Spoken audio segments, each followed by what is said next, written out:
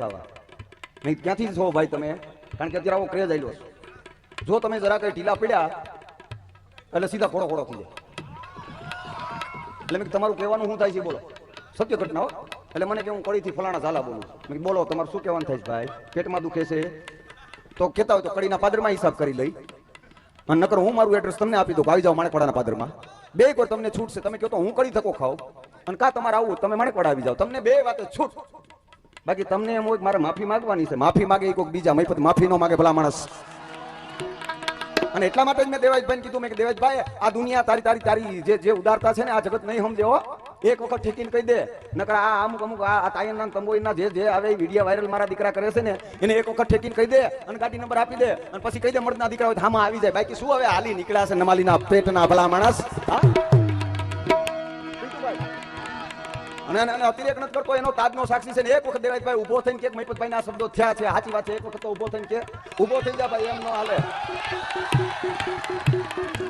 કારણ કે આ અત્યારે આપણા એક દહકા સુધી કોઈના બાપની તાકાત નથી દેવાજ ખબર ને પાછો પાડી શકે. એક દહકો એના હાથમાં છે રમાડવાનો છે. આ જે મંચરીઓ ને એને કાયદેસર રમાડવાનો છે અને કોઈના બાપની તાકાત નથી કે એને કોઈ રોકી શકે ભલા માણસ. અને એમાંય ખાસ કરીને મારા માતાઓ બહેનો બેઠા છે. હજી હું આપને પણ નમ્ર વિનંતી કરું છું એક રાજપૂત હોવાને નાતે કે હજી જો કદાચ મહિપત બોલતો હોય ને તો આ મૂછુવાળાના પ્રતાપે નહીં.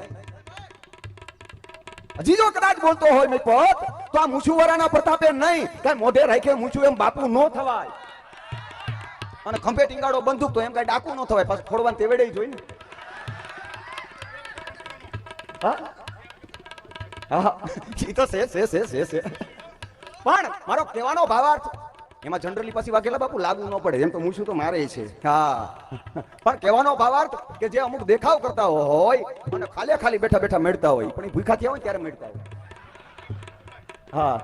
હા અને એમાં હજી જો કદાચ બોલતો હોય તો ખરેખર મારી રાજપૂતાણીઓ હજી ઓરડા ઓઢીને બેઠી છે ને એના પ્રતાપે મહિપત બોલી શકે છે. જેથી તમારા ચરિત્ર અને ચારિત્ર નીચા ઉતરી ગયા ને તેથી માતાજીના સોગન ખાઈને કહું છું કે મને જેથી એવું દેખાણું ને તેથી સ્ટેજ મૂકી દેવું છે. બાકી બોલવાનું બંધ કરી દેવું છે ભલા માણસ. હા એમાં કોઈ સવાલ હજી કઈ બોલી શકતો હોય પિન્ટુભાઈ.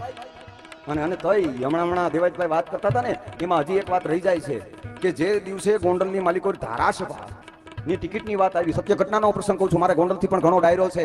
સત્ય ઘટનાનો પ્રસંગ અને એમાં એમ કીધું કે એક તો દરબારના દીકરી છે ઘર બાર કોઈ દિવસ નીકળ્યા ન હોય અને દરબારના દીકરી તરીકે એ ધારાસભામાં આવી અને શું કરશે. અને ત્યારે ગીતાબાઈએ બહુ સરસ મજાનો જવાબ દીધો હતો કે જેથી સિંહ ઘરે ન હોય ને તો સિંહણમાં પણ એક ક્ષમતા છે કે પોતાની પ્રજાનું રક્ષણ